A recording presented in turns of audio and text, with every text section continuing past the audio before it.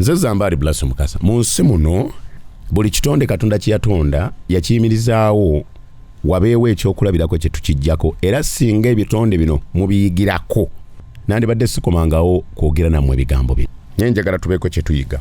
Ekisooka, mu nsi mwonna mwe tutambulira tulina abantu abalinga omuti. Njagala otunuulira omuti wonna ogukulinaanye ogulabe. Njagala olabe ebikoola by'omuti ogwo, njagala olabe amatabi, njagala olabe enduli gye muyita stem, njagala olabe emirandira. Ogwo gwe muti. Naye n'abantu mu nsi muno bwe tutyo bwe tuli. Omuti gwe bw'osinga okuteekako ebirowoozo gwe muvule, bagamba guwaatula ne guggumiza. Mba ntegeeza ki? Tigusobola okunkumika ebikoola byonna ne bivaako ate ne kumera ebirala. Mu nsi muno mwe tutambulira yagalagaana tulina abantu mu bulamu bwaffe abalinga ebikoola by'omuti nga balabika season mwebali era ajja kujja mu season amalaabule. Ensuba etyo bwetambula gw'olina kumanya ono anjagalako ki nange mujjako ki. Ekyokubiri, eriyo abantu abalinga amatabi ago g'olaba. Ettabi ly'omuti lyonna waliwo lwe litendewalirwa ne limenyeka.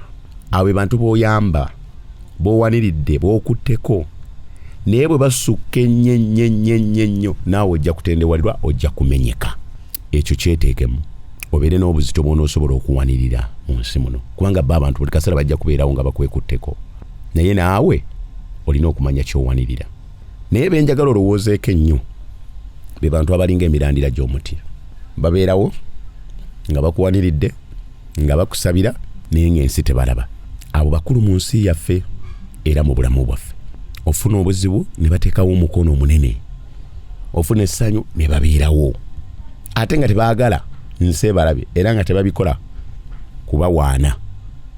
Mukwano gwange mpuliriza leero abantu abo balaba mu bulamu bwo banyweze. Kwatagana nabo obulamu bw'ensi eno ojja buwangula. Nze Zambali Blasso Mukasa.